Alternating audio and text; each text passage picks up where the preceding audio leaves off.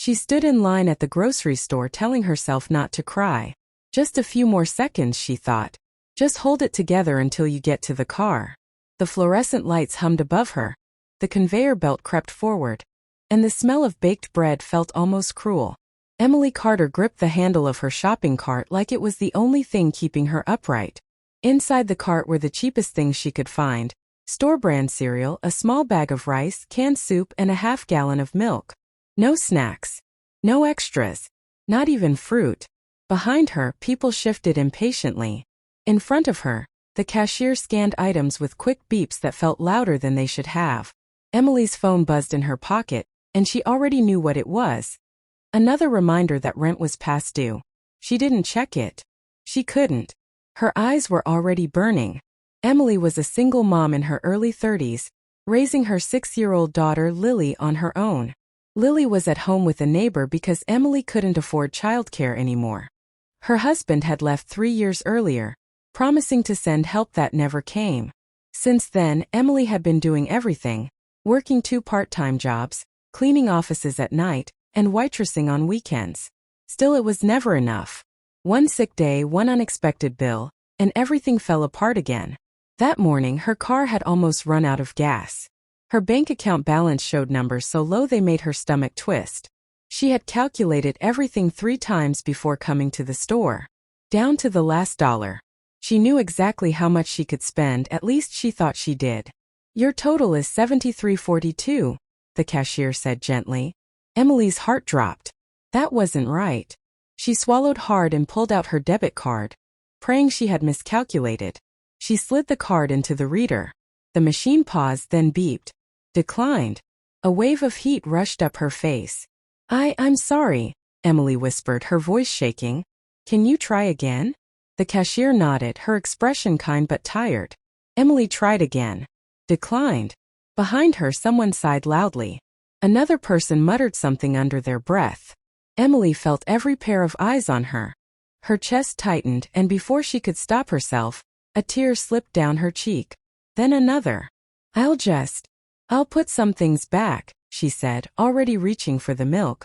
Her hands were shaking so badly she nearly dropped it. That's when she heard a voice behind her.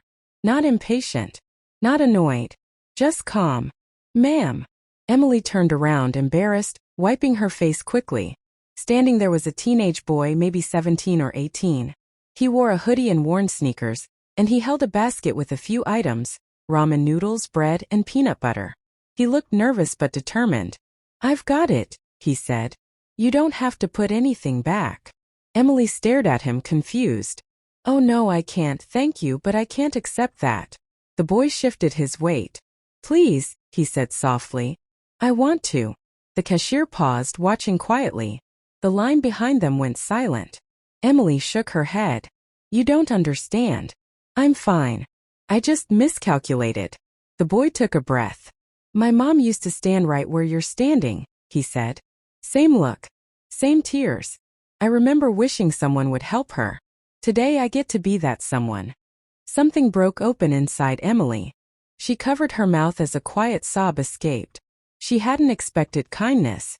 She had expected judgment or worse, indifference.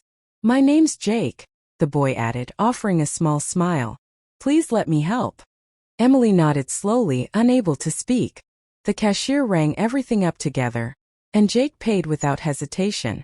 When the receipt printed, the total was more than what he had planned to spend, but he didn't flinch. As Emily gathered her bags, she finally found her voice. Thank you, she said, her eyes shining. You have no idea what this means. Jake shrugged.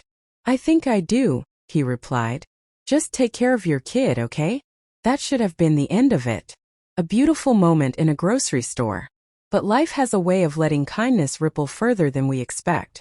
2 weeks later, Emily was at the diner where she worked the early morning shift. Business had been slow, tips even slower. She was wiping down a booth when she saw Jake walk in with an older woman. His grandmother, as it turned out. Emily recognized him instantly. She approached the table, heart racing. Jake. He looked up, surprised. Hey, it's you.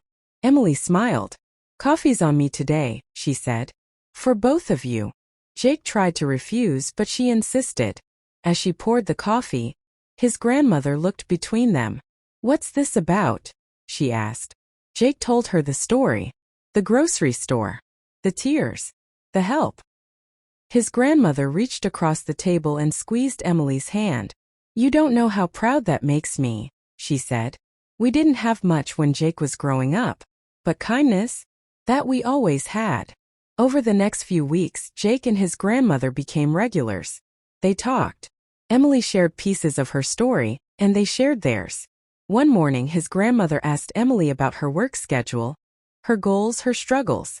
A month later, Emily got a call she never expected.